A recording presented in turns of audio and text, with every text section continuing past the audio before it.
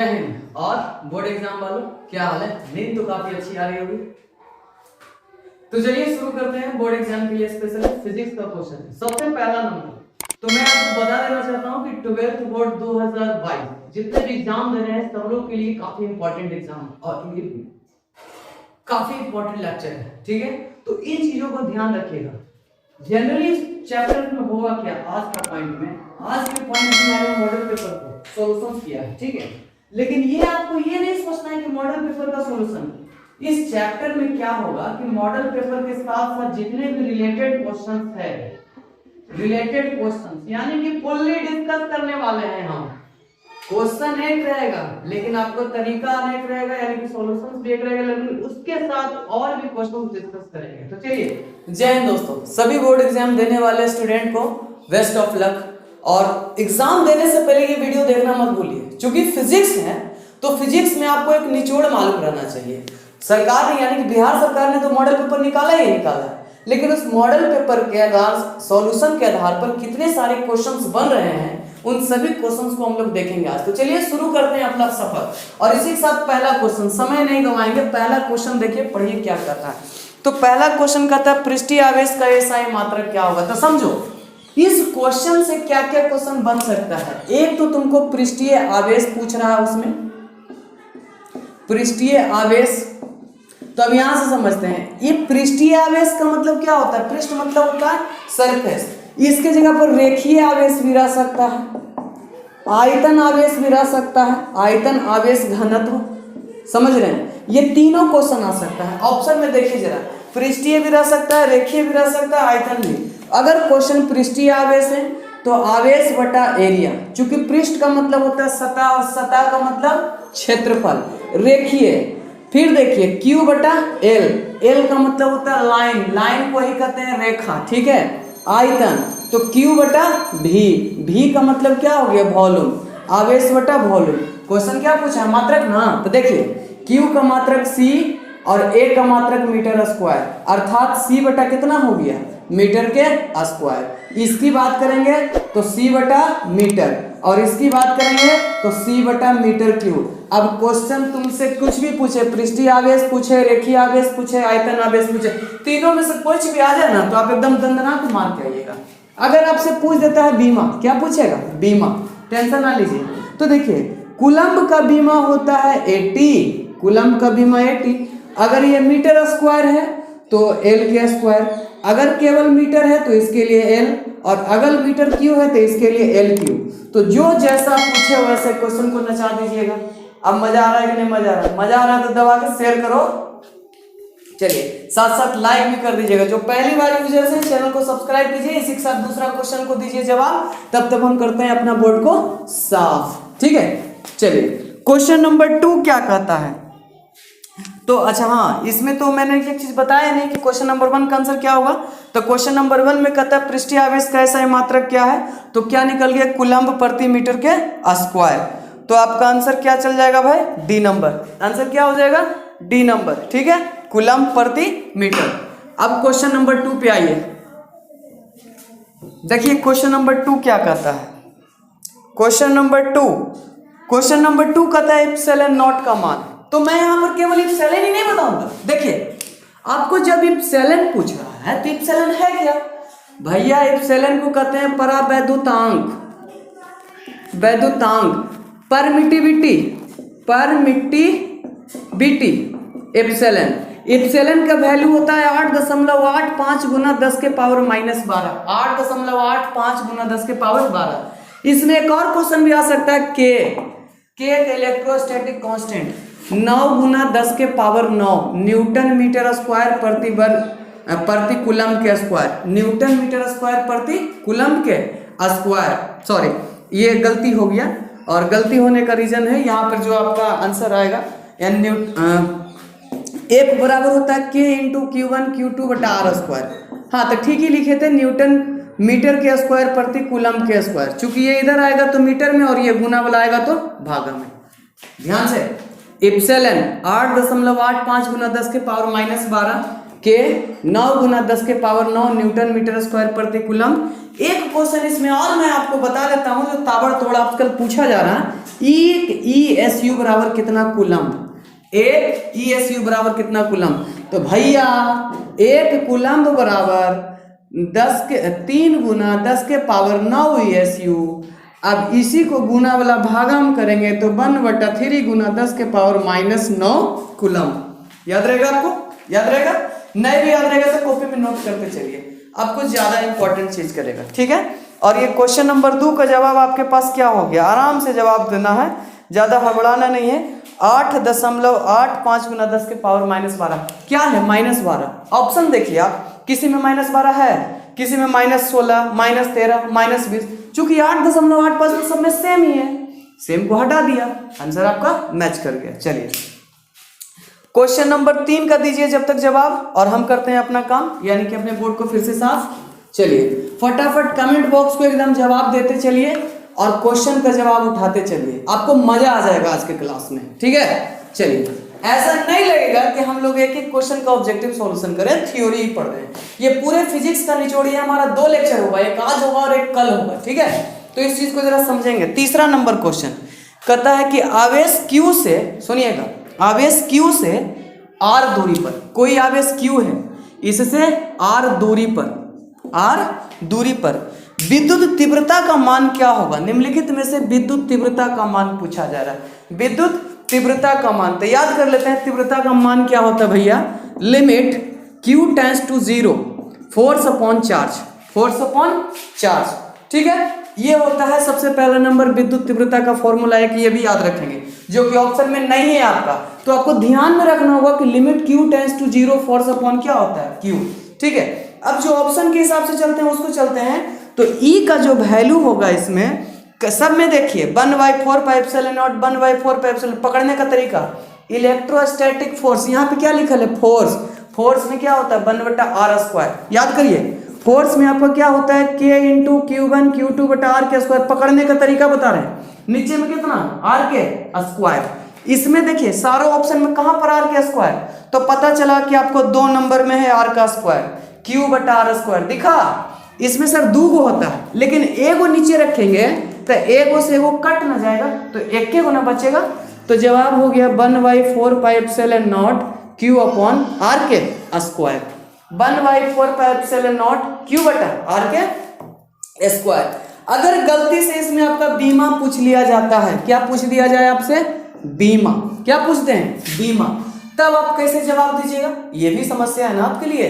तो बीमा बराबर होता है mLT के पावर 3 a के पावर -1, फटाक से रट जाइए, mLT के पावर -3 a के पावर -1, इसको याद रखना है, mLT -3 a के पावर -1 किसका?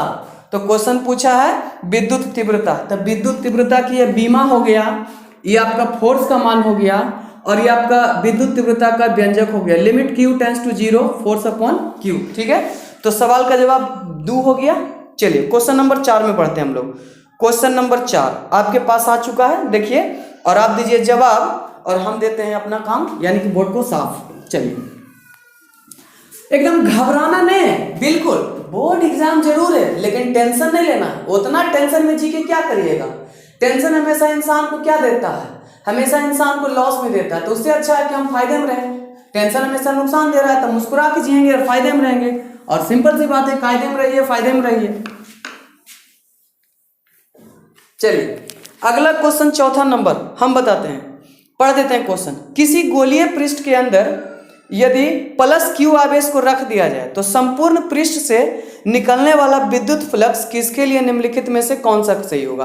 तो विद्युत फ्लक्स ना पूछा जा रहा है आपसे जी, तो विद्युत फ्लक्स यानी कि d∅ याद करिएगा, विद्युत फ्लक्स d∅ इंटीग्रेशन ऑफ, यहाँ पे चलता है गोल, याद रखेंगे, सर्कल चलता है, फिर उसके बाद चलता है E × ds, ये आपको पता होगा विद्युत फ्लक्स बराबर, ये होता है विद्युत फ्लक्स बराबर d∅ integration of sphere E.s।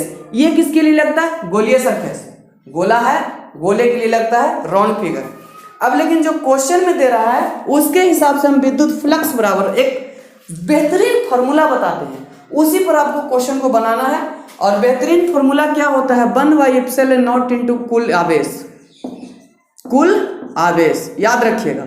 विद्युत फ्लक्स 1/ε0 इंटू कुल आवेश। कोई तकलीफ है किसी भी सज्जन को तो हमें बता सकते हैं और ऑप्शन को बताइए फटाक से।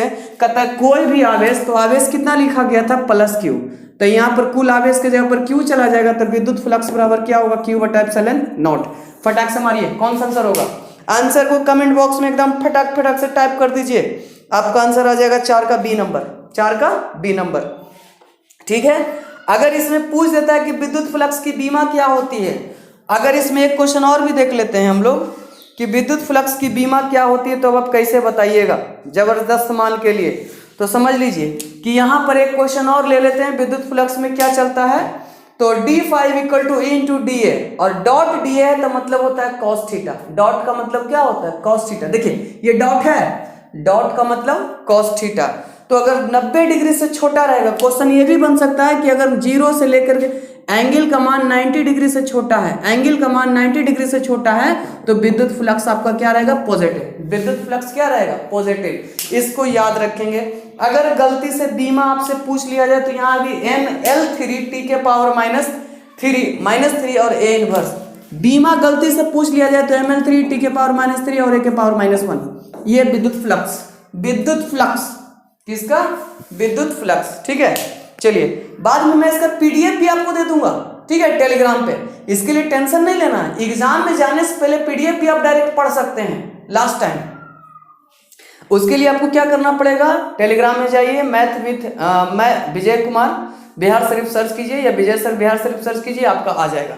लिंक डिस्क्रिप्शन बॉक्स में दिया गया। जो भी नए यूजर्स होंगे चैनल को सब्सक्राइब कर लीजिएगा और 5वें क्वेश्चन का जवाब दीजिए आप लोग। चलिए दीजिए 5वें क्वेश्चन का जवाब क्या कहता है। हाँ, हम पढ़ते हैं क्वेश्चन। विद्युत विभव की निरक्षीय स्थिति में विद्युत विभव का व्यंजक क्या होगा। विद्युत विभव का व्यंजक पूछा जा रहा है आपसे। ज्यादातर इसमें बच्चों का जो ऑप्शन जाता है कॉस के साथ, लेकिन यहाँ पर हम आपको बता देते हैं जो पहला वाला ऑप्शन है 1/4πε0 इंटू P cos थीटा बटा r²। ज्यादातर बच्चों का जवाब इस पे जाएगा, लेकिन ये आंसर नहीं होगा। इसका आंसर होगा डी नंबर 0, डी नंबर 0, शून्य होगा जवाब। कितना होगा जवाब, शून्य नंबर जवाब होगा कि विद्युत विभव की निरक्षीय स्थिति में विभव का मान क्या होगा, तो ये होगा 0। सर पूछिए कैसे। तो ये जो है ना, ये जनरल फॉर्म के लिए है। अगर ये पूछता कि जनरल फॉर्म में विद्युत विभव का मान क्या होता है, तब आप जवाब दे सकते थे सामान्य रूप में कि विद्युत विभव का मान होता है 1/4πε0 P cos थीटा बटा r²। लेकिन क्वेश्चन है निरक्षीय स्थिति में, तो निरक्षीय स्थिति में थीटा का वैल्यू हो जाएगा 90 डिग्री, और थीटा का वैल्यू 90 डिग्री होता है, तो cos थीटा का वैल्यू कितना होता है, cos 90 का मान होता है 0, cos 90 का मान कितना होता है 0, तो 0 इंटू समथिंग आपका कितना हो जाएगा 0। ये आपको पकड़ना था कि निरक्षीय स्थिति में थीटा का वैल्यू होता है 0 और cos 90 का वैल्यू 0, तो इसलिए इसका जवाब क्या हो जाएगा डी नंबर।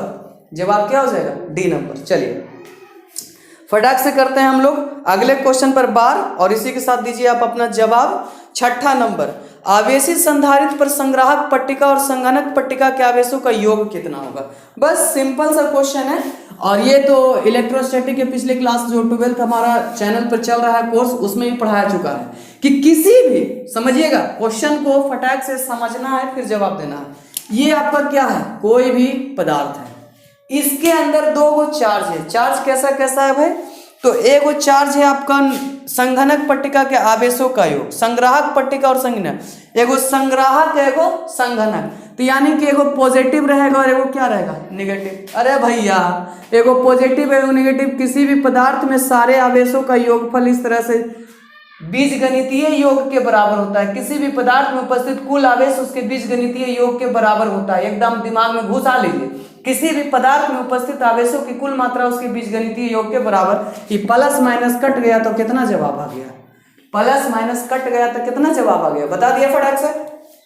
चलिए तो आंसर आपका कितना हो जाएगा, आंसर आपका कितना हो जाएगा 6 नंबर का 0 यानी कि 0। संतुष्ट हैं, संतुष्ट हैं तो चैनल को सब्सक्राइब कर लीजिए और बेल आइकन दबा दीजिए, साथ साथ शेयर कर दीजिए। जितने भी बोर्ड एग्जाम देने वाले स्टूडेंट हैं 12th फिजिक्स का, सबके पास पहुंचा दीजिए, ताकि केवल मॉडल पेपर सॉल्यूशन नहीं हो, मॉडल पेपर के अलावा उसमें जो क्वेश्चन उठ रहे हैं उसको भी सॉल्यूशन करना है। सरकार पागल हो गई है जो आपको एग्जाम से पहले दे देगी? नहीं, वो उस तर्ज पे क्वेश्चन बनाती है जो उस लायक का आएगा। तो तर्ज कहने का मतलब है क्वेश्चन से रिलेटेड जो क्वेश्चन बनेगा उस पे फोकस करना है आपको, ठीक है। चलिए अब इसके बाद हम लोग आते हैं क्वेश्चन नंबर 7 पे और दीजिए जवाब। 7 नंबर क्वेश्चन का जवाब जो नहीं देगा 12th पढ़ना बेकार हो जाएगा। क्वेश्चन कहता है आवेश की बीमा। मेरे मालिक, मेरे महेश, देखिए आवेश बराबर क्या होता है? Ampere into second, ampere into second. Ampere की बीमा होती है ए और सेकेंड की बीमा होती है टी, तो क्या बन गया? ए इंटू टी। क्या बना? ए इंटू टी बन गया, ठीक है। अब जैसे आप बताइए कि ए इंटू टी है तो इसका ऑप्शन क्या चलेगा? फटाक से, जस्ट मिनट, अरे यार, चलिए फटाक से, ए इंटू टी कौन सा ऑप्शन चल गया? ए नंबर, पहला नंबर 7वां, इसमें कोई दम नहीं था इसलिए डायरेक्ट हम लोग आते हैं 8वां, ठीक है। 8वें नंबर पर चलते हैं सवाल। क्वेश्चन को पढ़िए, फटाक से दीजिए जवाब, कमेंट बॉक्स को एकदम छाप दीजिए, रख दीजिए। 8वां नंबर कहता है निम्नलिखित में से किस राशि का मात्रक वोल्ट मीटर है? तो सवाल यहाँ पर है किस राशि का मात्रक वोल्ट मीटर है? वोल्ट बटा मीटर, ये आपको पता रहना चाहिए। ऑप्शन से पता चलेगा मेरे दोस्त, और ऑप्शन से पता चल रहा है कि देखिए विद्युत क्षेत्र की तीव्रता होता है एक, विद्युत क्षेत्र बराबर, विद्युत क्षेत्र की जो तीव्रता निकाली जाती है वो होता है आपका इलेक्ट्रिक पोटेंशियल, यानी कि विद्युत विभव, विद्युत विभव बटा दूरी। याद कर लीजिएगा, विद्युत क्षेत्र की तीव्रता होती है विद्युत विभव बटा दूरी, और विभव को लिखते हैं V से और दूरी को लिखते हैं D से। V का मतलब होता है वोल्ट और D का मतलब होता है डिस्टेंस, और डिस्टेंस यानी कि दूरी, और वोल्ट को लिखते हैं वोल्ट, तो आप समझ ही रहे हैं वोल्ट एसआई मात्रक, और डिस्टेंस का दूरी होता है मीटर। तो आपका जवाब क्या हो गया? Volt meter. तो आप समझ गए हैं कि विद्युत क्षेत्र का एसआई मात्रक क्या होता है? Volt meter. किसी को कोई तकलीफ है? पहले तो आप समझ लिए होंगे कि वोल्ट बटा मीटर हमको रटना पड़ेगा, लेकिन अब देखिए रटने पड़ेगा। विद्युत क्षेत्र बराबर विद्युत बटा विभव, विद्युत विभव बटा दूरी। तो क्वेश्चन आपको वोल्ट मीटर है चाहे विद्युत क्षेत्र है, दोनों को उलट पलट के लिख सकते हैं आप लोग, लिख सकते हैं जी, हाँ या नहीं? अच्छा, क्वेश्चन ये भी पूछेगा कैसी राशि है, तो ये भी जवाब दीजिएगा कि एक सदिश राशि है। कैसी राशि है? सदिश राशि। विद्युत तीव्रता एक कैसी राशि है? सदिश राशि है। कौन सी राशि? विद्युत तीव्रता सदिश राशि है, याद रखना होगा। नेक्स्ट में चलते हैं, तो इस सवाल का जो जवाब हो जाएगा 8वें नंबर सवाल का जवाब जो हो जाएगा वो हमारा हो जाएगा डी नंबर, विद्युतीय क्षेत्र, ठीक है। नेक्स्ट में आते हैं, क्वेश्चन नंबर 9 पर हम लोग गाड़ेंगे झंडा। तब तक करते हैं इसको साफ और आप दीजिए जवाब। कमेंट बॉक्स को एकदम भर के रख दीजिए, नचा दीजिए, इतना शेयर कर दीजिए इस वीडियो की ताकि हर 12th एग्जाम देने वालों के पास पहुंच जाए, जो भी साइंस पेपर होगा। कौन सा? फिजिक्स पेपर, ठीक है। चलिए नेक्स्ट में आते हैं, आपेक्षिक परावैद्युता, वैद्युता का मात्रक लिखिए। आपेक्षिक परावैद्युता यानी कि रिलेटिव परमिटिविटी, रिलेटिव परमिटिविटी, मिट्टिविटी, याद रखेंगे। और इसको लिखते हैं हम लोग ER से। किससे लिखते हैं? ER से। अब ER बराबर फॉर्मूला क्या होता है तो उसको भी जरा सा समझते हैं। F बटा FM, M का मतलब होता है मीडियम, F बटा FM। एक दूसरा भी लिख सकते हैं कि ER बराबर E बटा EM। M का मतलब मीडियम और ये हो गया आपका वैक्यूम। वैक्यूम मतलब होता है निर्वात, जिसको कह सकते हैं। अब जरा सा क्वेश्चन ये पूछा है इसका मात्रक, तो भैया इसका भी मात्रक सेम है, इसका भी मात्रक, दोनों तो सेम है चीज ना है, तो सेम टू सेम कटिए ना जाएगा। तो कटेगा तो क्या बनेगा? यूनिटलेस। क्या बनेगा? यूनिटलेस।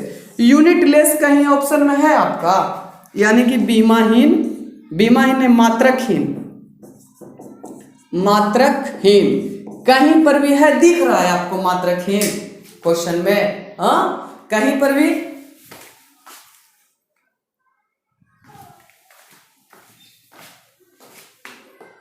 कहीं पर भी अगर क्वेश्चन में मात्रकहीन दिख रहा है तो फटाक से बोलिए।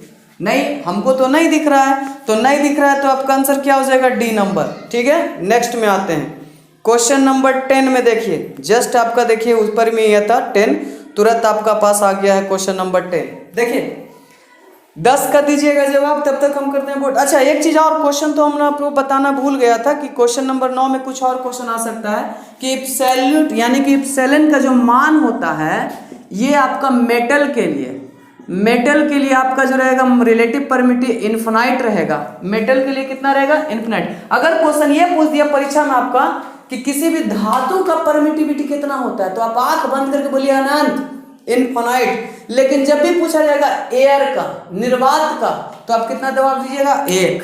अगर पूछ दिया जाए एयर 1, निर्वात पूछ दिया जाए तो भी जवाब दीजिएगा 1। लेकिन जैसे ही पूछ दिया जाए मेटल या सुचालक, तो सुचालक के लिए जवाब होगा इनफाइनाइट। क्या जवाब होगा? इनफाइनाइट। ठीक है, चलिए क्वेश्चन नंबर हम लोग आते हैं 10 नंबर में। 9 का जवाब था नन ऑफ दिस। 10 का दीजिए जवाब, तब तक हम बोर्ड को करते हैं साफ। चलिए अगर आप लोग को मजा आ रहा है, अच्छा लग रहा है, तो कमेंट बॉक्स में फीडबैक जरूर दीजिएगा और लोगों को ज्यादा से ज्यादा शेयर भी कीजिएगा। ठीक है, हाँ इस चीज को समझना होगा आपको। चलिए क्वेश्चन नंबर 10 में आते हैं। सबसे पहला नंबर समझिए, क्वेश्चन को पढ़िए। क्वेश्चन क्या कहता है पढ़ते हैं भाई उसको हम लोग गौर से। और ये थोड़ा सा प्रॉब्लम हो रहा है हमारे स्केच रखने का। चलिए, दो समान धारिता एक सी वाले संधारित्र को समांतर क्रम में जोड़ने पर उसकी समतुल्य धारिता। अरे भैया, कैपेसिटर को संकेत पहले करते हैं इस सिंबल से, इसको याद करेंगे। ये किसका संकेत है? कैपेसिटर का। अगर गलती से एगो छोटा एगो बड़ा कर दिए तो ये किसका संकेत हो जाएगा? सेल का, बैटरी जिसको कहते हैं। ठीक है, लेकिन अगर दोनों सेम है, दोनों लाइन बराबर, तो ये क्या हो गया? कैपेसिटर हो गया। अब जरा सा समझेंगे क्वेश्चन में क्या कहता है उसको जरा सा, कि समान धारिता वाले सी को, तो समझिएगा अगर इस चीज को ऐसे ऐसे करके हम कनेक्ट करते हैं तो इसको कहते हैं श्रेणी क्रम। कौन क्रम? श्रेणी क्रम। श्रेणी कहने का मतलब क्या हुआ?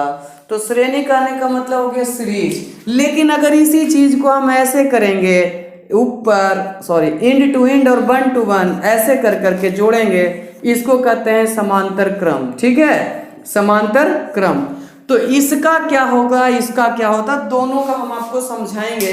तो जब सीरीज में बात करते हैं सेम टू सेम कैपेसिटर रहता है, तो इसमें आएगा 1/CS equal to 1/C1 plus 1/C2 plus 1/C3 dot dot dot ऐसे कर करके। और इसमें क्या चलेगा? C parallel C1 plus C2 plus C3 plus dot dot dot dot dot. अगर सबका मान सेम है तो C सीरीजिंग बराबर होगा C/N, C/N। लेकिन पैरेलल की बात कर देते हैं, CP बराबर तो N इंटू C। देखिए ये हुआ पैरेलल में और ये हो गया आपका सीरीज में। दोनों चीज मैंने आपको बता दिया। अब क्वेश्चन में आप कुछ भी पूछे, सीरीज पूछे चाहे समांतर पूछे, आप तो धड़धड़ा के जवाब दे दीजिएगा। किसी एक पर तो डिपेंड होने की जरूरत आपको नहीं ही रहा। अगर है फिर भी तो बता सकते हैं, तो क्वेश्चन का जवाब दीजिए कि कौन सा क्रम है इसमें? समांतर क्रम। तो समांतर क्रम मतलब ये ऐसे करके, तो इसमें दुइये गुना है तो 2C हो जाएगा। कितना हो जाएगा? 2C। तो पहला का जवाब 10 का जवाब हो गया पहला। चलिए क्वेश्चन नंबर हम लोग आते हैं 11 नंबर में। देखिए 11 नंबर क्या कहता है, अपवर्तनांक यानी कि लाइट से क्वेश्चन है।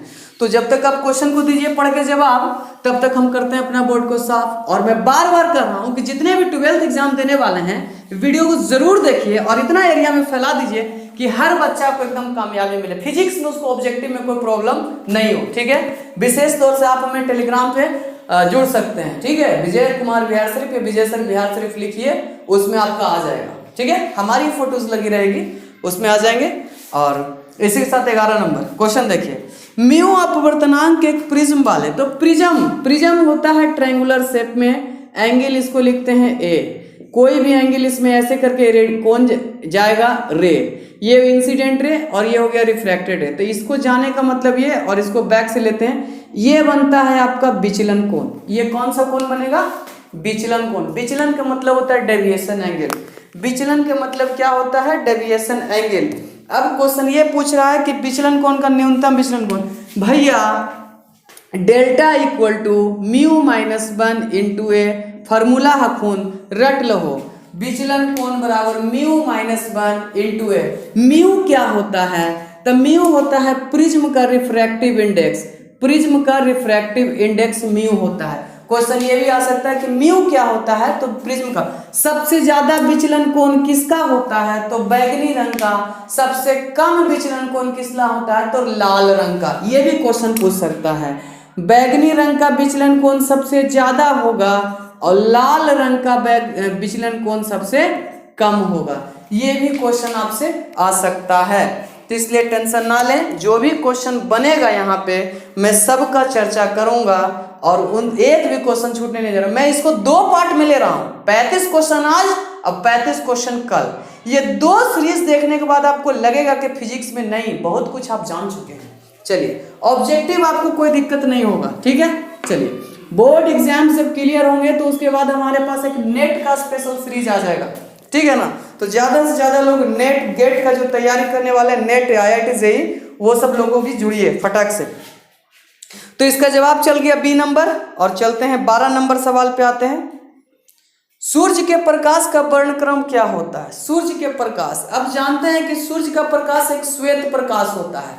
तो श्वेत प्रकाश में विबजियोर ये 7 रंग होती हैं, violet, indigo, blue, green, yellow, orange और रेड। इतना होता है। इसकी फ्रीक्वेंसी की बात करते हैं तो 100 नैनोमीटर से लेकर के 1 mm तक के रहती है, 1 mm तक के रहती है। इसको याद रखेंगे ये हिसाब से। और सनलाइट जो होता है 3 हिसाब से बढ़ता है, यानी कि लाइट को 3 प्रकार से बांटा गया है। एक यूवी, एक होता है UR, VR, IR।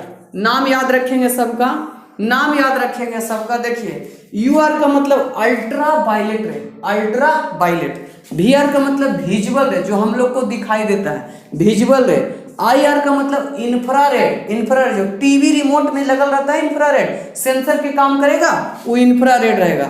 Ultra violet rays मतलब जो होता है परावैंगनिक किरणें, ठीक है, इसको याद रखेंगे। तो क्वेश्चन ये पूछा जा रहा है कि सूर्य का वर्णक्रम कैसा होता है। तो वर्णक्रम तो ये तो सब लगातार एक पट्टी में दिखाई देता है जी, तो उसको कहते हैं सतत। उसको क्या कहेंगे, सतत। अंग्रेजी में कहेंगे कंटिन्यूअस। ये होता है आपको कॉन्टिन्यूअस। तो इसका जवाब क्या चल जाएगा आपका, पहला नंबर। सोलर स्पेक्ट्रम इस कैसा रहेगा, कंटिन्यूअस। Solar spectrum continuous. फटाक से, कोई दिक्कत, जितने भी मेरे भैया लोग हैं, कोई दिक्कत है ना, दिक्कत नहीं है तो भाई वीडियो को शेयर करते रहिए दोस्तों के साथ, लाइक शेयर सब्सक्राइब करना ना भूलें। और इसी के साथ चलते हैं क्वेश्चन नंबर 13। क्वेश्चन नंबर 13 बड़ा जबरदस्त क्वेश्चन है आपके पास, बड़ा जबरदस्त क्वेश्चन। देखिए, ध्यान से देखिएगा। सामान्य समायोजन के लिए खगोलीय दूरदर्शन की आवर्धक क्षमता। तो ये सामान्य समायोजन, हम आपको दोनों समायोजन बता देंगे। देखिए, तो सबसे पहला नंबर समायोजन में मैग्निफिकेशन यानी कि आवर्धन। तो आवर्धन कहते हैं किसको, ये समझेंगे। आवर्धन का मतलब होता है एक प्रकार का अनुपात जिसमें इमेज की साइज और ऑब्जेक्ट की साइज का रेशियो लिया जाता है। जब भी क्वेश्चन पूछे आवर्धन बराबर प्रतिबिंब की ऊंचाई और वस्तु की ऊंचाई, क्या, प्रतिबिंब की ऊंचाई और वस्तु की ऊंचाई, इसको लेंगे तो क्या बनेगा, आवर्धन। लेकिन ये खगोलीय दूरबीन है। खगोलीय दूरबीन मतलब दूरदर्शी, बैठल रहेंगे फिर छत्ता पर और देख लेंगे तारा को, मंगल ग्रह को, बुध ग्रह को। ये सब है खगोलीय दूरबीन, जिससे खगोलीय पिंडों को देखा जाता है। 2 तरह की चीजें इसमें इस्तेमाल करेंगे हम लोग। एक तो आपको ऑप्शन के हिसाब से दिया हुआ है -FO/FE चलेगा, -FO/FE चलेगा। इसके लिए अगर पूछा जाए कि दूरबीन का लंबाई क्या होता है तो आप साफ साफ बताइएगा FO+FE। ये हुआ दूरबीन का लंबाई। अगर गलती से पूछ देता है कि दूरबीन की लंबाई कितना होगा तो ये भी आप जवाब दीजिए। देखिए, मजा आ रहा है ना। क्वेश्चन हमसे क्या पूछा, आवर्धन, तो आवर्धन तो टिक मार देंगे।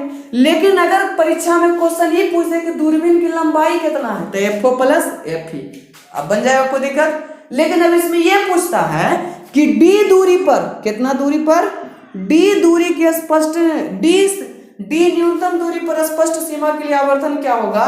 तो भैया आवर्धन बराबर -FO/FE -FO/FE into 1 plus F E बटा डी, एफ ई बटा डी।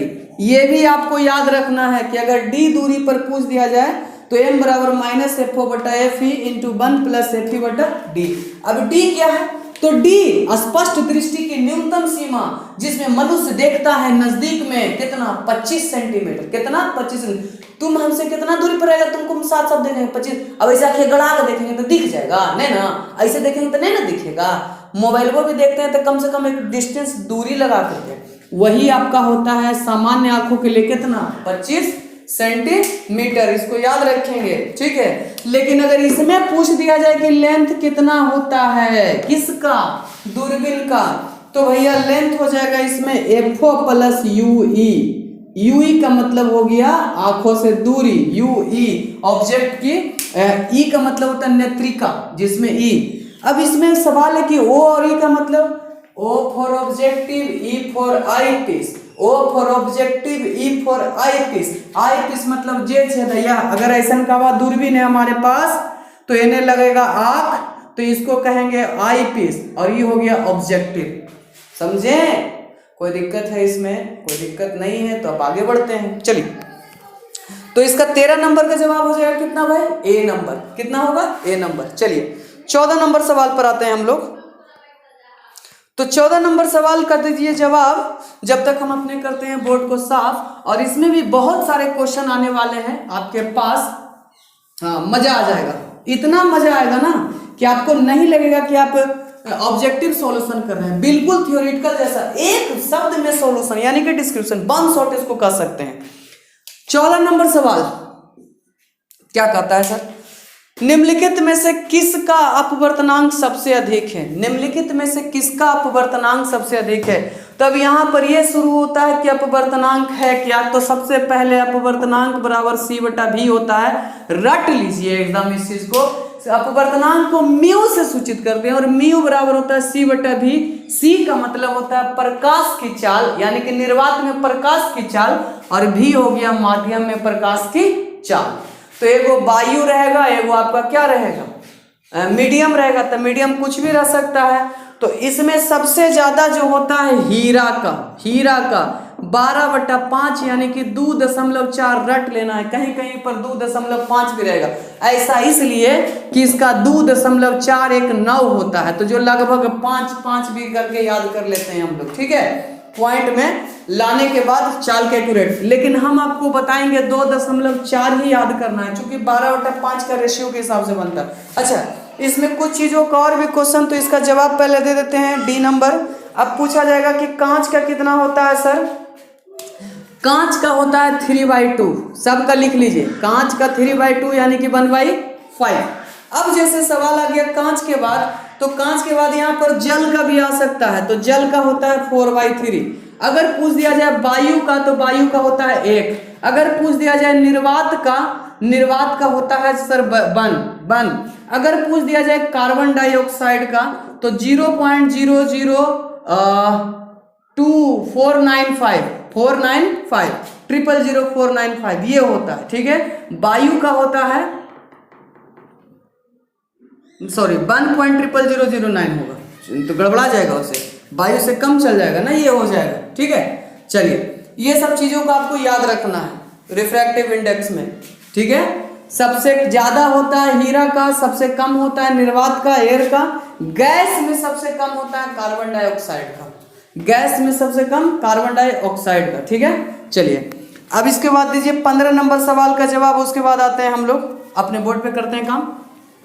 चलिए, मुश्किल से कभी हड़बड़ाना नहीं है, ठीक है। जब भी मौका मिले तो आपको एकदम मार पुर के निकल जाना है, समझ लीजिएगा इस बात को। कभी भी टेंशन हो, जब भी परीक्षा हॉल में लगे कि क्वेश्चन आपसे नहीं बन रहा है, तो सबसे पहला काम दिमाग को शांत कीजिए। लोगों को लगेगा कि, आपको लगेगा कि समय बहुत कम है, लेकिन उस कम समय में भी आप दिमाग को शांत करके बहुत कुछ कर सकते हैं। क्योंकि जब तक आपका दिमाग शांत नहीं रहेगा, जब तक कोई भी क्वेश्चन सॉल्यूशन आसानी से नहीं होगा, ठीक है। चलिए, फ्रिंज की चौड़ाई बताना है आपको। फ्रिंज की चौड़ाई बराबर, डायरेक्ट हम यहाँ पर समझाते हैं। फ्रिंज की चौड़ाई बराबर फॉर्मूला होता है yn+1 - yn। अब ये चीज है फ्रिंज की चौड़ाई में, यंग्स डबल स्लिट एक्सपेरिमेंट करेंगे तो उसी में आपको मिलेगा। तो चैप्टर में और यहाँ पर डायरेक्ट हम आपको सॉल्यूशन करके देते हैं लैम्डा अपॉन डी, जहां पर डी जो होता है आपका विस्थापन होता है, डी आपका क्या होता है, विस्थापन। लेकिन अगर ऐसे ही क्वेश्चन अगर यह पूछ दिया जाए कि अदीप्त क्षेत्र, एक होता है दीप्ति जिसको ब्राइट कहते हैं, एक होता है अदीप्त जिसको डार्क कहते हैं। अगर पूछ दिया जाए कि दीप्त के लिए कितना होता है, दीप्त के लिए, तो टेंशन ना ले, लैम्डा माइनस 1 करिए, उसमें क्या करिए, lambda minus 1 sorry 2n minus 1 into lambda upon D, ये होगा answer. 2n minus 1 into lambda upon D नहीं जी सॉरी 2 होना चाहिए, ये होगा आंसर। अदीप्त क्षेत्र के लिए 2n minus 1 into lambda upon 2। फटाक से सारे इंपॉर्टेंट क्वेश्चन जो मैं यहाँ पे क्लियर कर रहा हूँ आपको, ठीक है। तो मेरी आपसे यही एक गुजारिश रहेगी कि आप एक बार एग्जाम देने से पहले जरूर देखिए इसको, ठीक है ना। इस वीडियो को आधा अधूरा करके स्किप करके मत देखिए, पूरा पूरा देखते रहिए, तब जाकर इसमें आंसर आपका कौन सा बनेगा। तो आपका बताइए, देखिए लैम्डा डी अपॉन डी किस में है आपका ऑप्शन, तो पहला नंबर में, तो आपका 15 का जवाब नंबर हो जाएगा 1। 16 नंबर सवाल का जवाब दीजिए, और 16 में भी क्वेश्चन आपका बड़ा जबरदस्त पूछ दिया है सर, इतना जबरदस्त है कि मत पूछिए, बच्चा को भी पता है 16 नंबर क्वेश्चन जवाब क्या होता है। आप तो खैर बहुत बड़े हैं, 12th में बहुत बड़े हो जाते हैं, बहुत सारे फैसले आप खुद लेने लगते हैं, ठीक है ना। तो चलिए बच्चे वाले सवाल आते हैं। एक प्रकाश वर्ष बराबर कितना, तो समझिए प्रकाश की चाल को c से, और c बराबर 3 गुना 10 के पावर 5 किलोमीटर प्रति सेकेंड्स होते हैं, 3 गुना 10 के पावर 8 मीटर प्रति सेकेंड्स होता है, 10.8 गुना 10 के पावर 8 किलोमीटर प्रति आवर भी होता है। ये भी याद रखेंगे हम लोग, इन सब चीजों को जरा कमाल करिएगा, कितना होता है और कितना नहीं होता। ये तीनों चीज सी है, लेकिन हमसे पूछा है 1 लाइट ईयर, कितना ईयर, लाइट ईयर, तो लाइट ईयर में होता है 9.46 गुना 10 के पावर 15, 10 के पावर 15, 9.46, 9.46 गुना 10 के पावर 15, याद रहेगा। तो ऑप्शन हो गया कितना, ए नंबर, 9.46 गुना 10 के पावर 15। कोई तकलीफ नहीं इसमें। और इसी के साथ चलते हैं 17 नंबर फॉर्मूला में, 17 नंबर क्वेश्चन में, और इसको कर लेते हैं साफ, दीजिए तब तक आप अपना जवाब। चलिए ठीक है, और वीडियो को हमेशा शेयर करते रहिए दोस्तों के साथ, लाइक शेयर सब्सक्राइब करना ना भूलें, ठीक है। 17 नंबर सवाल कहता है कि निम्नलिखित में से कौन सा लेंस मेकर फॉर्मूला, अल्लाह भैया अल्लाह, लेंस पहले होता है क्या, तो लेंस को कहते हैं ताल, ये आपका हिंदी फॉर्म है, लेंस को हिंदी में कहते हैं ताल, जो दो गोलीय सतहों द्वारा, कितना सतहों द्वारा, गोलीय सतहों द्वारा मिलकर बनाया जाता है या मिला करके बनाया जाता है। अब उसी में से एक इधर से ऐसे करके मिला देंगे तो ये बन जाएगा लेंस, जिसमें से पहले का μ1 और दूसरे का अगर μ2 है, तब जाकर के इसका फोकस दूरी 1/f बराबर μ2 बटा μ1 माइनस 1 बटा r1 माइनस 1 बटा r2। याद रखेंगे, पहले का अगर μ1 है और दूसरे का μ2 है, तो बीच में जो फोकस दूरी बनेगा हमारे पास, वो दोनों के रेडियस r1 और r2 पर डिपेंड करता है, 1 बटा r1 माइनस 1 बटा r2, ठीक है। तो जवाब आप देखिए कि इसमें कौन सा होगा। तो सबसे पहला नंबर समझिए, μ2 बटा μ1 पहला में है, और तीसरा में है, लेकिन तीसरा में r2 पहले कर दिया है, r1 बाद में कर दिया गया, ठीक है। तो आपका जवाब हो जाएगा ए नंबर, 17 का ए नंबर। आप ऑप्शन देख करके भी छाट सकते हैं कि μ2 बटा μ1 माइनस 1 बटा r1 माइनस 1 बटा r2। 17 नंबर क्वेश्चन हो गया क्लियर। अब चलते हैं क्वेश्चन नंबर 18 की ओर। दीजिए आप लोग जवाब, थोड़ा देर पहले मैंने आपको बताया था 18 वाला, तब तक हम बोर्ड को करते हैं साफ और एक बार फिर से देंगे आपका जवाब। चलिए दीजिए, कुछ लोगों को लगता है कि मैं बहुत तेजी से बोल रहा हूं, तो आप स्लो कर सकते हैं आफ्टर स्ट्रीमिंग, ठीक है। चलिए समझेंगे सबसे पहला नंबर 18 नंबर सवाल, निम्नलिखित में से कौन पानी के अपवर्तनांक के लिए सही है।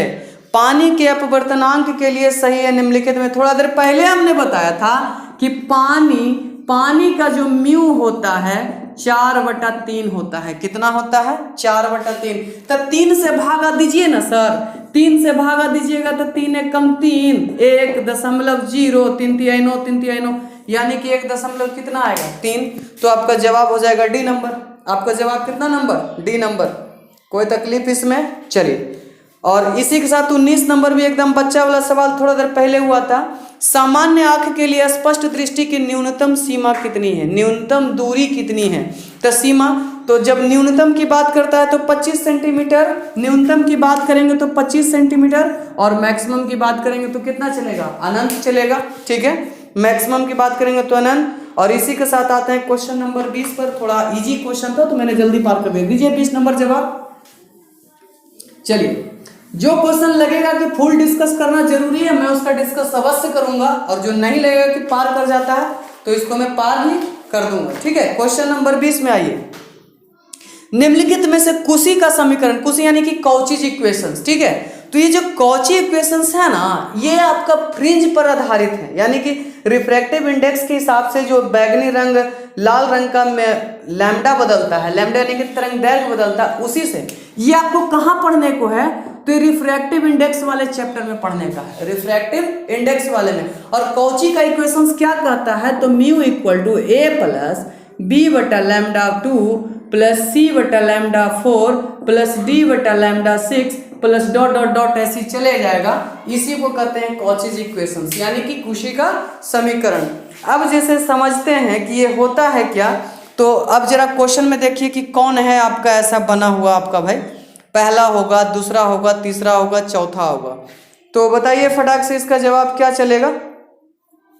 कॉचीज इक्वेशंस के हिसाब से चलते हैं, कुशी का समीकरण, तो म्यू प्लस लैम्डा बी बटा लैम्डा स्क्वायर, यानी कि सी नंबर जवाब होगा। इसका जवाब क्या नंबर होगा, सी नंबर। आप देख रहे हैं कि ए प्लस बी बटा लैम्डा स्क्वायर, सी बटा लैम्डा का 4, डी बटा लैम्डा 6, तो यहाँ तक क्या आपको मैच कर रहा है कि नहीं कर रहा है। अब समझिएगा, एक चीज मैं आपको समझाता हूँ, जो समझिएगा ध्यान से।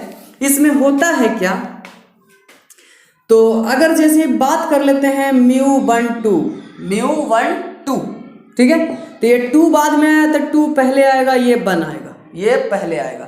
अब इसमें वेलोसिटी के हिसाब करेंगे तो ये 1 ये 2, लैम्डा की बात करेंगे तो ये भी 1 और ये 2। इसको भी याद रखना है कि लैम्डा और म्यू एक दूसरे का उल्टा होता है, सीधा नहीं होता है। और इसमें मैं ये भी बता देता हूं कि लाल रंग का लैम्डा अगर लाल, लैम्डा बार बार क्या कह रहे हैं, तो ये लैम्डा तरंग दैर्घ्य है सर, उसका क्या है, तरंग दैर्घ्य। लाल रंग का लैम्डा बैगनी रंग के लैम्डे से ज्यादा रहता है, लाल रंग का लैम्डा बैगनी रंग के लैम्डे से ज्यादा रहता है। तो जिसके लिए अगर इसके हम बात करते हैं म्यू में, तो म्यू की जो लाल रंग का होता है वो आपका लेस रहता है किसके, बैगनी रंग के म्यू से, बैगनी रंग के म्यू से लेस रहेगा, लेकिन लैम्डा बैगनी रंग से ज्यादा रहेगा। ये बड़ा इंपॉर्टेंट टॉपिक है आपके लिए, जरा जरूर ध्यान से रखिएगा। हो सकता है परीक्षा में इसको क्वेश्चन को उलट पुलट करके ऐसे पूछ दिया जाए, तो जरा सा ध्यान दीजिएगा, ठीक है। चलिए, इसी के साथ आते हैं क्वेश्चन नंबर 21 पर, और 20 का हो गया, 20 के लिए करते हैं बोर्ड को साफ, दीजिए आप लोग जब तक जवाब। और 20 नंबर में ज्यादा मैं एक्सप्लेन नहीं करूंगा, क्योंकि ज्यादा एक्सप्लेन करने का चीज ही नहीं है। आप भी जानते हैं कि टू द पॉइंट है क्वेश्चंस, तो समझेंगे कैसे टू द पॉइंट है। देखिए, निम्नलिखित में से कौन है जो प्रकीर्णित प्रकाश की तीव्रता और प्रकाश के तरंग दैर्घ्य के लिए सही है। इसमें ज्यादा कुछ करने की जरूरत ही नहीं है। प्रकाश की तीव्रता आई समानुपाती होता है 1/लैम्डा के पावर 4 का, लैम्डा के पावर 4 का। ये याद रखेंगे कि तीव्रता हमेशा इक्वल टू 1/लैम्डा के पावर 4 ऑप्टिकल्स, यानी कि ऑप्टिक्स वाला चैप्टर में हम लोग याद रखेंगे, ठीक है। 12th के जितना भी स्टूडेंट है बोर्ड एग्जाम दे रहा है, सबके साथ ये वीडियो को शेयर कर दीजिए फटाक से, ठीक है। ये जरूरी है। एग्जाम आपका कितने तारीख को, बिहार बोर्ड इंटर परीक्षा 2022 2 तारीख को, फिजिक्स को 2 तारीख को है, 2 तारीख से पहले सबके पास पहुंच जाना चाहिए, ठीक है। चलिए नेक्स्ट में बात करते हैं, तो इसका जवाब हो जाएगा डी नंबर। नेक्स्ट में बढ़ते हैं, 22 नंबर सवाल देखिएगा। निम्नलिखित में से कौन प्रकाश के अम्लीय माध्यम में बदलने का तरीका बदलने से नहीं बदलता है। तो अब हम बताते हैं, देखिए एक माध्यम μ1, एक माध्यम μ2, बीच में आ गया इंटरफेस। इंटरफेस उसको कहते हैं जहां पे 2 माध्यम आपस में टकराते हैं, प्रकाश की किरणें इसमें जाती है, जाना चाहिए था ऐसे लेकिन चला गया ऐसे या ऐसे। क्या क्या बदलता है, सबसे पहले तो डायरेक्शन बदल जाता है, सबसे पहले क्या बदला, डायरेक्शन। दूसरा अपवर्तनांक म्यू बदल गया, जिसको कहते हैं रिफ्रैक्टिव इंडेक्स, रिफ्रैक्टिव इंडेक्स ये भी चेंज कर गया, अपवर्तनांक। तीसरा चीज क्या बदलेगा, तरंग दैर्घ्य, क्या बदलेगा? तरंग दैर्घ्य। अगला क्या बदलेगा? कलर, प्रकाश का कलर भी बदल जाएगा। फिर उसके बाद तरंग दैर्घ्य बदलेगा तब वेग भी बदल जाएगा, यानी कि वेलोसिटी भी बदल जाएगा।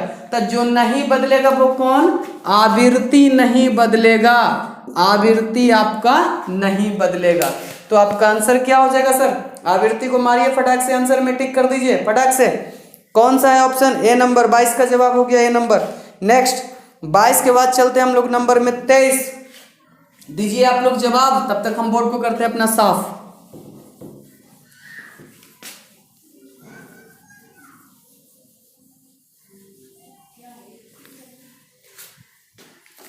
चलिए, निम्नलिखित में से कौन सा संबंध सही है? कलांतर, पथांतर, 2π/λ। तो इसको हमें समझना होगा कि पथांतर कलांतर क्या होता है। जब कोई तरंग ऐसे से ऐसे चलती है तो इसको पूरा कहा जाता है 1 लैम्डा, यानी कि ये हुआ तरंग दैर्घ्य, ठीक है। और जब इसको पूरा टाइम इंटरवल काउंसिंग करेंगे तो 1 साइकिल, यानी कि ये पाई होता है और ये आपका 2π होता है। कितना होता है? 2π। तो पहला पॉइंट तो आप यहां से समझ सकते हैं, कलांतर बराबर 2π/λ गुना पथांतर। कलांतर बराबर 2π/λ इंटू पथांतर। अब जरा ऑप्शन को मार दीजिए फटाक से, कौन सा होगा जवाब? ठीक है। इसमें एक चीज और मैं आपको बताऊंगा कि कलांतर, पथांतर और समानांतर में क्या अंतर, समयांतर में क्या रिलेशन होता है, वो नेक्स्ट ऑब्जेक्टिव में। तो पहला नंबर इस क्वेश्चन को जो जवाब चल जाएगा हमारे पास, कौन सा सही है? तो 2π/λ, यानी कि क्या लिखा हुआ है? कलांतर बराबर। तो पहला नंबर ऑप्शन हो जाएगा ए नंबर ऑप्शन हो जाएगा, है ना। चलिए, फेज डिफरेंस, नहीं, गलती हो गया। पथांतर मतलब फेज डिफरेंस, तो इसका जो जवाब हो जाएगा कलांतर, यानी कि पाथ डिफरेंस। तो ये 2 नंबर आंसर होगा। फेज डिफरेंस इसको 2π, गलती हमने गलती पढ़ दिया। पथांतर सही से पहला ही आंसर होगा। कलांतर बराबर 2π इंटू, हाँ, कलांतर बराबर 2π/λ इक्वल टू पथांतर। सही है 23 नंबर। नेक्स्ट 24 नंबर पे सवाल पे करते हैं हम लोग। चलिए, ऑब्जेक्टिव में 24 नंबर सवाल मैंने आपको बोर्ड पे ला दिया है, अब उसको देखिए फटाक से। और कुछ लोगों का सवाल, लेकिन मैं यहाँ पे क्या देख रहा हूँ, तो ये जो क्वेश्चन आपका स्क्रीन पे आ रहा है ना, वही क्वेश्चन मैं यहाँ पे देख रहा हूँ, ठीक है। चलिए, तो अगला क्वेश्चन है कि निम्नलिखित में से विनाशी व्यतिकरण, क्वेश्चन को समझेंगे। विनाशी व्यतिकरण अंग्रेजी में इसको कहते हैं इंटरफेरेंस, डिस्ट्रक्टिव इंटरफेरेंस। क्या होता है? तो एक कंस्ट्रक्टिव होता है और एक आपका डिस्ट्रक्टिव होता है। इसको याद रखेंगे। विनाशी व्यतिकरण के लिए 2n+1 इंटू पाई, याद रखेंगे। 2n+1 इंटू पाई ये होता है कलांतर, को फटाक से याद रखेंगे, जिसको कहते हैं फेज डिफरेंस। मार दीजिए फटाक से। इसके अलावा अगर पूछा जाए कि कला, केवल कला से किसे सूचित करते हैं? कला का मतलब ओमेगा टी इसमें रखना है। कला का मतलब क्या? ओमेगा टी, ठीक है। चलिए, इसको जरा सा चेंज करेंगे। लेकिन अगर पूछ दिया जाए पथांतर बराबर क्या होता है, तो पथांतर बराबर अभी थोड़ा देर पहले अभी निकाल सकते हैं। कलांतर बराबर 2π/λ इंटू पथांतर, तो गुना वाला भागा में और भागा वाला गुना में, λ/2π गुना क्या हो जाएगा? फाई, और फाई क्या हो जाएगा? कलांतर। फाई क्या हो जाएगा? कलांतर। ये भी जरा सा हम लोग याद रखेंगे। पथांतर बराबर λ/2π इंटू फाई क्या हो जाएगा? कलांतर, ठीक है। चलिए, क्वेश्चन नंबर तो 24 का जवाब हो जाएगा बी नंबर सर।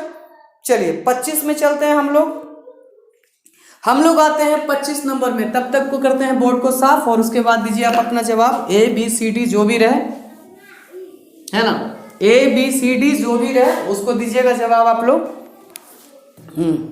बताइए 25 के बाद 25 नंबर क्वेश्चन है, निम्नलिखित में से प्रकाश के रंग के लिए मुख्य कारण कौन सा होता है? तो प्रकाश के रंग के लिए मुख्य कारण होता है, रंग बदलता है तरंग दैर्घ्य पर। प्रकाश का रंग बदलेगा किस पे? तरंग दैर्घ्य पर, ठीक है। याद कर लीजिए कि विबजियोर में सबका अलग अलग एंगस्ट्रम होता है। 3800 से कितना? 3800 एंगस्ट्रम से लेकर के 7600 एंगस्ट्रम, तभी जाकर के बनता है हमारा विबजियोर। क्या बनता है? विबजियोर। याद रखने वाली बात थी कि तरंग दैर्घ्य बदलेगा तो रंग बदलेगा। प्रकाश में रंग बदलने का तरीका क्या हुआ? तरंग दैर्घ्य। अब कोई दिक्कत इसमें नहीं, रंग बदलेगा तरंग दैर्घ्य बदल जाएगा। चलिए ठीक है, जैसे गिरगिट के तरह रंग बदलना आप सुने होंगे कहावत, जन्ने देखे पुड़ी घुमा दे मुड़ी, वही वाला है। नेक्स्ट में तो सवाल इसका जवाब होगा 25 का 1 नंबर। 1 नंबर में आंसर टिक मार दिया हमने। चलते हैं 26 नंबर सवाल में। चलिए क्वेश्चन नंबर 26, तब तक को करते हैं बोर्ड साफ। दीजिए आप अपना जवाब कमेंट बॉक्स में एकदम भर दीजिए फटाक से, ठीक है, भर दीजिए। 26 नंबर सवाल क्या कहता है? निम्नलिखित में से कौन आवेश रहित है? तो भैया सबसे पहले समझो, प्रोटॉन पर होता है पॉजिटिव आवेश, इलेक्ट्रॉन पर होता है निगेटिव आवेश, ठीक है, अल्फा पर होता है पॉजिटिव आवेश और बीटा पर होता है निगेटिव आवेश। और भी कुछ है, प्रोटॉन, तो प्रोटॉन लिख दिया, बीटा लिख दिया, बचा कौन? फोटॉन। फोटॉन पर कोई आवेशित नहीं होता है, तो आपका आंसर क्या बन जाएगा इसका? फोटॉन। इसके अलावा भी सुनो, अगर पूछ दिया जाए न्यूट्रिनो, तो न्यूट्रिनो पर भी कोई आवेशित नहीं, न्यूट्रॉन पर भी कोई आवेशित नहीं होता है, न्यूट्रॉन पर भी नहीं। अगर पूछ दिया जाए पॉजिट्रॉन, तो पॉजिट्रॉन पर पॉजिटिव होता है, चूंकि इलेक्ट्रॉन का एंटी पार्टिकल होता है। अगर पूछ देता तुमसे पाई मेसॉन, क्या पूछ देता? पाई मेसॉन, तो इस पे तीनों आवेश होता है, यानी पॉजिटिव भी, नेगेटिव भी और जीरो भी। अपना नेचर पर डिपेंड करता है। अब कुछ भी क्वेश्चन आपसे पूछ दे, आप छोड़िएगा नहीं ना, छोड़िएगा। इसीलिए हम कह रहे थे कि ये सेशन बड़ा इंपॉर्टेंट है, बड़ा खतरनाक है, परीक्षा से पहले देखना जरूरी है, ठीक है। और सबको दिखाइए, शेयर भी कीजिए। नेक्स्ट तो जवाब इसमें होगा फोटोन का। नेक्स्ट में आते हैं 27 नंबर सवाल पर आते हैं, और 27 का दीजिए जवाब। निम्नलिखित में से किसे इलेक्ट्रॉन वोल्ट में मापा है? तब तक हम लोग कर लेते हैं इसको जवाब को, अति बोर्ड को साफ। चलिए 27 नंबर सवाल क्या कहता है सर? तो सबसे पहले नंबर समझेंगे कि निम्नलिखित में से किसे इलेक्ट्रॉन वोल्ट, तो भैया इलेक्ट्रॉन वोल्ट ये किसका एसआई यूनिट होता है?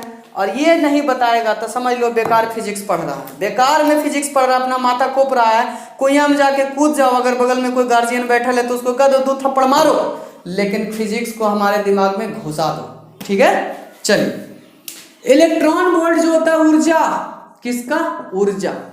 इलेक्ट्रॉन वोल्ट का मतलब क्या होता है? ऊर्जा। ऊर्जा का ऐसा मात्रक होता है, ऊर्जा का, और सुनिए, ऊर्जा का मात्रक होता है जूल, एसआई। ऊर्जा का ऐसा मात्रक होता है अर्ग, ठीक है। ऊर्जा का मात्रक होता है केडब्ल्यूएच। ऊर्जा का मात्रक होता है एचपी। एचपी का मतलब होता है हॉर्स पावर। 1 हॉर्स पावर बराबर होता है 746 वाट, ठीक है ना। तो ये जो होता है एचपी, ये शक्ति का भी ऐसा ही मात्रक होता है, शक्ति का। फुट पॉन्डल सेक्शन इसमें भी कर सकते हैं, ये भी शक्ति का होता है, ठीक है। तो मेन रूप से जूल और एनर्जी, यानी कि जूल और अर्ग को याद रखना, ये पावर का हो गया, मिस्टेक से लिख दिए, ये पावर का होता है। और एफपीएस फुट पाउंडल सेकंड, याद रखिएगा, फुट पाउंडल सेकंड का ही मात्रक होता है HP. 1 horse power, 1 horse power बराबर होता है 746 वाट। फटाक से याद रखेंगे। और वाट आपका होता है शक्ति का ऐसा मात्रक, ठीक है। क्वेश्चन नंबर 27 का जवाब हो जाएगा डी नंबर। और जितना भी मॉडल पेपर को सॉल्यूशन कर चुका है उसके लिए भी है, जो नहीं किया उसके लिए तो जरूरी ही है भैया, लेकिन एग्जाम में बैठे से पहले इसको जरूर देख लेना, आने वाला सेशन, ठीक है। एक वीडियो आपको कल, यानी कि एक लेक्चर इसका आधा पार्ट कल मिलेगा, आधा पार्ट आज मिलेगा, ठीक है। चलिए क्वेश्चन में आते हैं अगला 28 नंबर क्वेश्चन का दीजिएगा जवाब। निम्नलिखित में से कौन है जो फोटोन एनर्जी के लिए सही है और फोटोन एनर्जी के लिए गलत है? तो सबसे पहला नंबर तो फोटोन एनर्जी ई बराबर एच इंटू न्यू होता है। इसको क्या लिखते हैं? न्यू। क्या पढ़ते हैं? न्यू पढ़ते हैं। क्या पढ़ते हैं? न्यू पढ़ते हैं, म्यू नहीं, न्यू है, ठीक है, एच इंटू न्यू।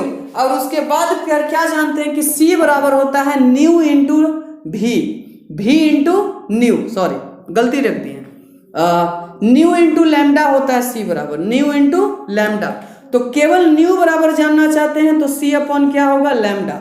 अब इसको क्या करते हैं, इसको इसमें रख देते हैं, तो एनर्जी बराबर क्या बन जाएगा? एच इंटू लैम्डा, इधर हो गया सी, यानी कि एच सी बटा लैम्डा। ऑप्शन को देखिए और फटाक से पटक डालिए कि कौन सा ऑप्शन आपका होगा। तो कौन सा ऑप्शन होगा?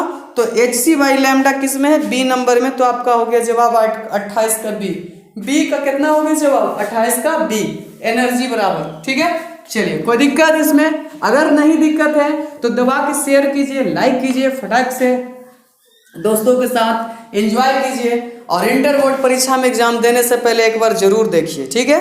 चलिए, तरंग संख्या किसके बराबर होता है? इसमें ज्यादा कुछ जरूरत की बात नहीं है। तरंग संख्या होता है 1 लैम्डा के बराबर होता है, 1 लैम्डा के बराबर होता है। फटाक से मार दीजिएगा आपका जवाब 1 नंबर 29 का। इसमें ज्यादा एक्सप्लेनेशन की जरूरत ही नहीं है। ज्यादा अगर आप पूछिएगा तो आवृत्ति बराबर होता है 1 टाइम पीरियड बराबर 1 आवृत्ति, और उसमें अगर चेंज करते हैं v बराबर वेलोसिटी तो n इंटू लैम्डा होता है, या लैम्डा अपॉन t होता है, ठीक है। चलिए नेक्स्ट में आते हैं।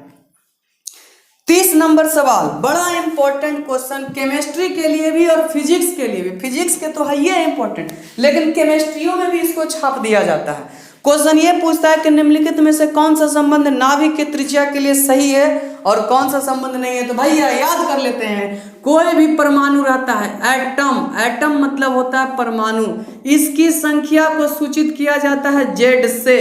परमाणु संख्या किससे? जेड से। लेकिन परमाणु भार को सूचित करते हैं ए से। परमाणु भार को सूचित करते हैं किससे? ए से, ठीक है। अब इसका रेडियस की बात करते हैं तो रेडियस बराबर r0 इंटू ए के पावर 1/3। r0 ए के पावर 1/3। तो ऑप्शन को चेक करिए कौन सा होगा आंसर, ए नंबर, r बराबर r0 ए के पावर। अच्छा, एक चीज तो अब मैंने बताया नहीं, परमाणु एटम की रेडियस होती है 10 के पावर -10 मीटर लगभग, जिसको 1 एंगस्ट्रॉम कहते हैं। क्वेश्चन जब भी पूछे 1 एंगस्ट्रॉम बराबर कितना? 10 के पावर -10 मीटर। अब यदि क्वेश्चन ये पूछता है आपसे कि नाभिक की त्रिज्या कितनी होती है, किसकी त्रिज्या? नाभिक, तो उसको एकदम आंख बंद करके जवाब दीजिए fermi metre. Sir fermi metre, 1 fermi metre में कितना मीटर? तो 10 के पावर -10 मीटर। 1 फर्मी मीटर में कितना मीटर? 10 के पावर -10 मीटर में। कोई तकलीफ किसी को नहीं? अगर तकलीफ नहीं है तो क्या कर रहे हैं, टुकु लाइक कीजिए और दबा के शेयर कर दीजिए। चलिए नेक्स्ट में आते हैं। 31 नंबर सवाल का दीजिए जवाब, और क्वेश्चन आ चुका है कि निम्नलिखित में से कौन सा संबंध सही है। तब तक हम अपने बोर्ड को करते हैं साफ। चलिए फटाक से कीजिए। 31 नंबर सवाल का जवाब क्या होगा? चलिए पढ़ते हैं 31 नंबर सवाल। निम्नलिखित में से कौन सा संबंधित है? तो ऐसे करके लिखा हुआ है तब आपको तकलीफ है। हम बताते हैं इसका मतलब क्या है। इसका मतलब है MU, atomic mass unit, atomic mass unit. तो सारे में जो दिया गया वो प्रोटॉन का मास है, तो प्रोटॉन का वैल्यू होता है, याद कर लीजिएगा कितना, आपको लिखाया भी गया होगा 1.6 गुना 10 के पावर -27 kg। प्रोटॉन का कितना लिखाए हैं? 1.67 गुना 10 के पावर -27। तो देखिए आप खाली -27 काउंट कीजिए, चूंकि सब में तो 1.6605, सब में 1.6605, कितना? 1.6605। लेकिन 10 के पावर आपको -27 खोजना था कि कहाँ है। किसी में दिया हुआ है 24, किसी में 25, किसी में 26, किसी में 27। तो आपका जवाब हो जाएगा डी नंबर। कोई तकलीफ है किसी को? कोई दिक्कत है? दिक्कत है तो बोल सकते हैं, नहीं तो हम आगे बढ़ेंगे फटाक से।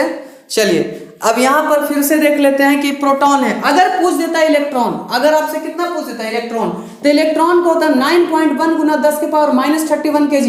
अगर पूछ दिया जाए इलेक्ट्रॉन तो 9.1 गुना 10 के पावर -31 kg। पूछा प्रोटॉन तो 1.6 गुना 10 के पावर -27 kg। ठीक है, याद रहेगा या नहीं रहेगा? चलिए 9.1 इंटू 10 के पावर -31 kg। नेक्स्ट में बात करते हैं हम लोग 32 नंबर सवाल का दीजिए जवाब, तब तक हम लोग करते हैं बोर्ड को साफ। चलिए अगर आप लोगों को कोई तकलीफ है यानी कि फीडबैक देना चाहते हैं, कमेंट बॉक्स में कुछ और चाहिए तो आप हमें लिख सकते हैं, मैं आपको जवाब भी दूंगा। 32 नंबर सवाल, निम्नलिखित में से कौन औसत आयु के लिए सही है? सर औसत आयु के लिए पूछा जा रहा है, तो औसत आयु के लिए यहाँ पर ऑप्शन के अनुसार T0 = 1/λ। लेकिन ये क्या है? औसत आयु। ये क्या है? औसत आयु। अगर आपसे पूछ देता अर्ध आयु, क्या पूछ देता? अर्ध आयु, तो क्या करते? तो टेंशन नहीं लेना है। अर्ध आयु बराबर T समानुपाती 1/λ। ये भी वही चीज है, T समानुपाती 1/λ। क्वेश्चन ये भी पूछ सकता है कि निम्नलिखित में से अर्ध आयु के लिए व्यंजक कौन सा है? तो टाइम पीरियड समानुपाती 1 कितना हो गया? लैम्डा। ठीक है, चलिए इसमें एक चीज अगर नाभिक के लिए पूछ देता है आपसे, किसके लिए? नाभिक के लिए, तो n = n0 e के power -λt। n equal to n 0 into e के पावर माइनस लैम्डा टी। ये किसके लिए हुआ? तो ये हुआ सर आपके लिए नाभिक के लिए। किसके लिए? नाभिक के लिए। कोई तकलीफ है जी? हाँ, कोई दिक्कत है कि सबके मति मरा गया है ओकरे चक्कर में? चलो नेक्स्ट,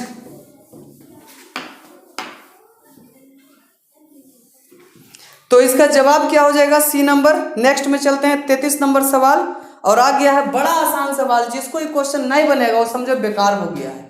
यूरेनियम 92 लिख देते हैं, यूरेनियम 92 है, 238 है लिखल।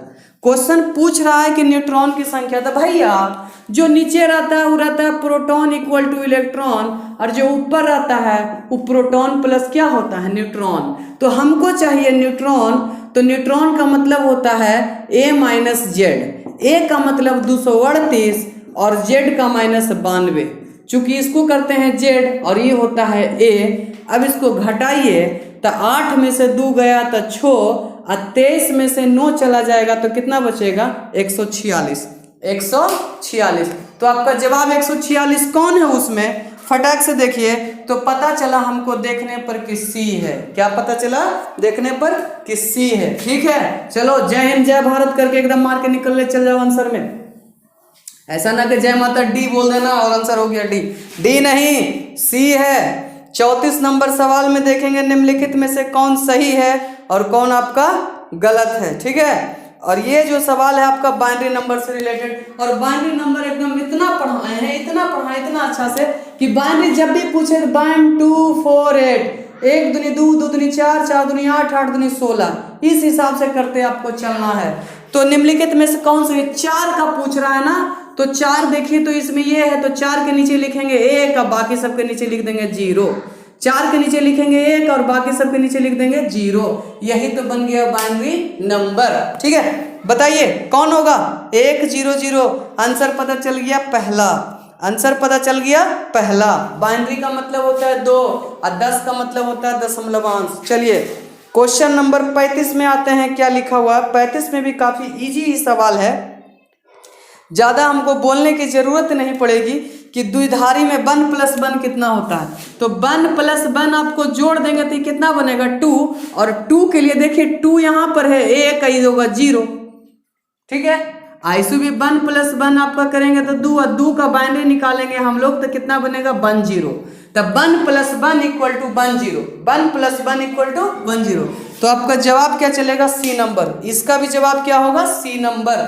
इसका जवाब क्या होगा? C number. नेक्स्ट 36 नंबर सवाल में आते हैं। दीजिए 36 का जवाब। तब तक हम करते हैं अपने बोर्ड को साफ, और इसी के साथ करेंगे अपना कमाल धमाल मचाएंगे। और गेट के लिए बोलिए व्यंजन। भैया गेट पहले समझिए, गेट कहते किसको है? गेट का मतलब होता है एक प्रकार का basic building block of circuit. Basic building block of circuit. ठीक है, ये होता है शॉर्टली में गेट का डेफिनेशंस।